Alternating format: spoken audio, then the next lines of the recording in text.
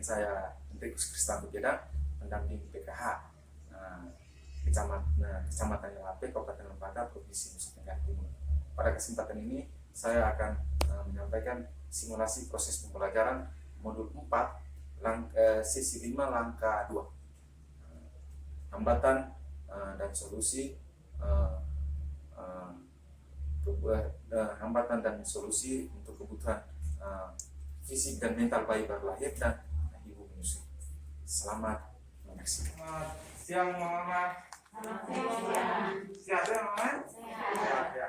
Semoga kita tersehat, terhindar dari virus yang sedang melanda kita. Saya mohon izin buka masker ya, supaya apa yang saya omong bisa lebih jelas. Baik, kegiatan kita punya sebelumnya sudah kita jalankan. Untuk kali ini kita di modul 4 sesi 5 langkah 2 terkait hambatan dan solusi pada bayi baru lahir dan ibu menyusui. Dan di dalam hambatan ini nanti kita bicara tentang hambatan di kebutuhan fisiknya, kebutuhan mentalnya. Itu nanti kita bahas. Terkait langkah sebelumnya, masih ingat poin penting di langkah sebelumnya? Jadi langkah sebelumnya itu berbicara tentang bagaimana inisiasi menyusui, bagaimana orang ibu cara menyusuinya, pola menyusuinya itu yang baik dan benar itu sudah diatur. Kita sudah bahas di langkah sebelumnya. Kali ini di langkah hambatan dan solusi ini kita bahas terkait dengan kebutuhan fisiknya. Pada kesempatan ini saya akan bagi dua kelompok. Nanti kelompok pertama Ibu Sita dengan mama mereka 3 orang. Nanti kelompok kedua Mama Mardia dengan 4 orang. Bisa geser ke samping supaya saya bagi ini nanti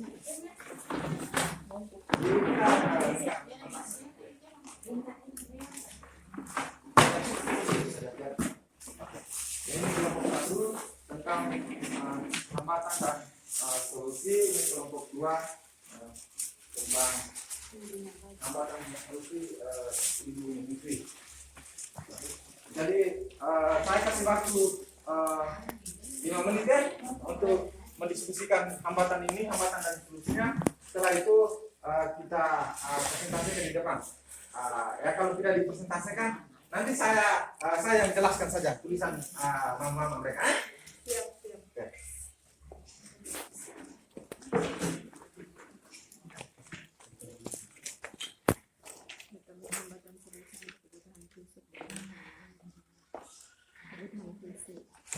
Sudah selesai, Mama? Sudah ya? Oke. Yang pertama kelompok 1 dulu ya. Nanti hasil diskusinya saya ambil, saya yang presentasikan di depan saja. Biar mama mereka duduk. Mama mereka umur sudah begini, berdiri lama agak susah ini. Jadi kita punya media papan tidak ada. Saya mohon izin saya taruh di sini baru saya baca ya. Iya. Apa ya? Oke. Baik, kelompok 1. Tabel hambatan dan solusi untuk kebutuhan fisik dan mental bayi baru lahir. Kebutuhan fisik pertama yang disampaikan hambatannya gerah. Pertama gerah, yang kedua kotor atau tidak bersih.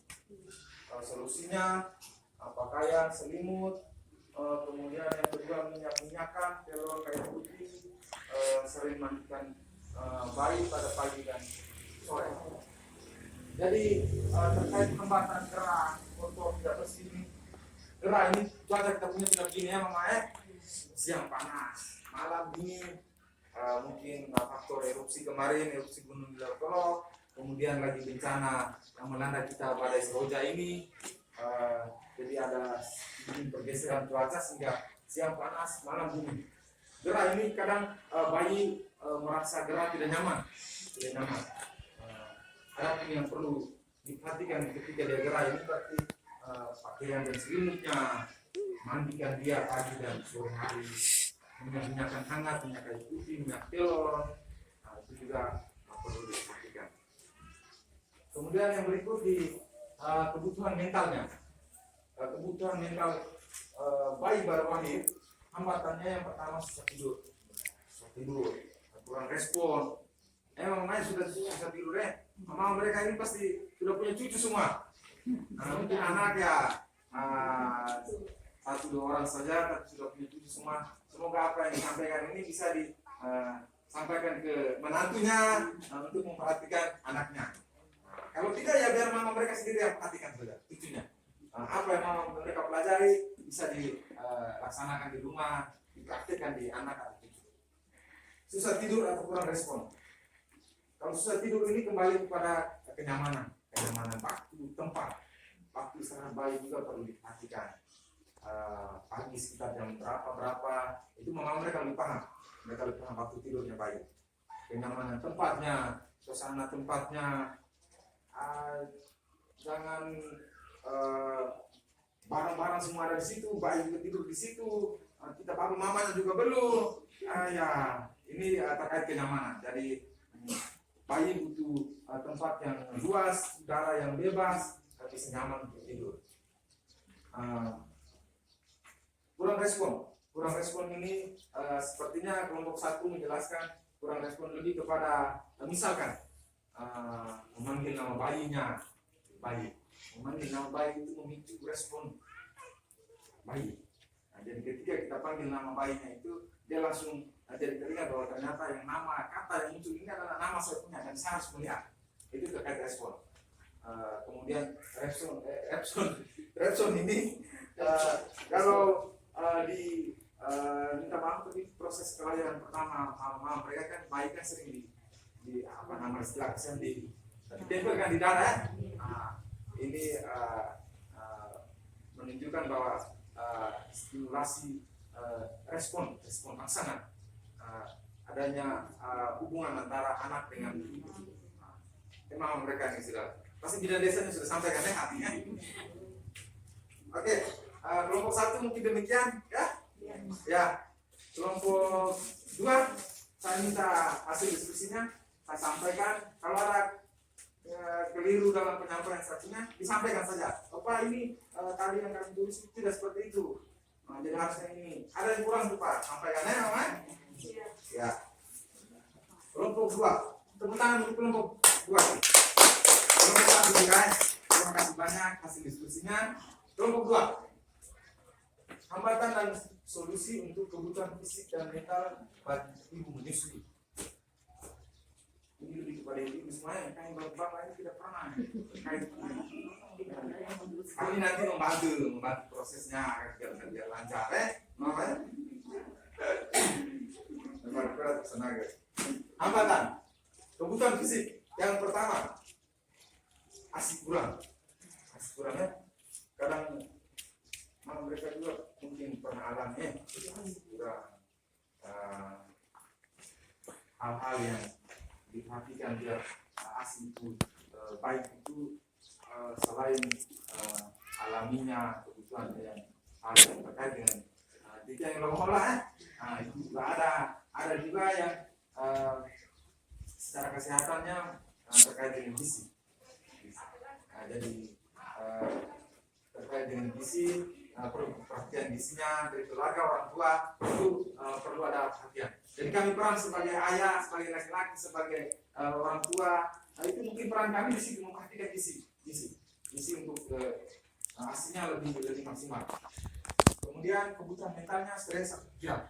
Stres di sini mungkin itu peran kami sebagai suami juga menjaga suasana sehingga ibu tidak merasa stres di saat menyusui. Itu mempengaruhi mental anak. Itu akibatnya stuntingnya bisa terjadi hanya karena dengan cara menyusui ibu tidak nyaman.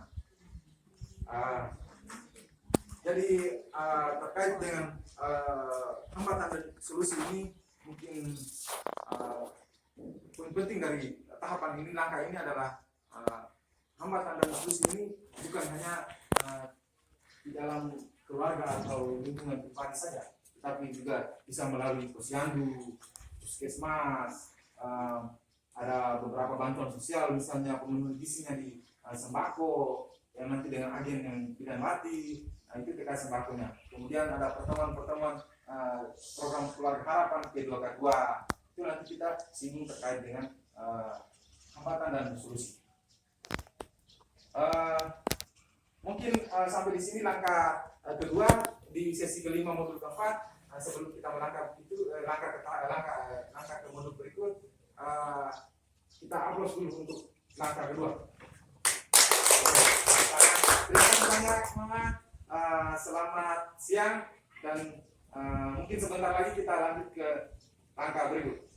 Sekian dan terima kasih.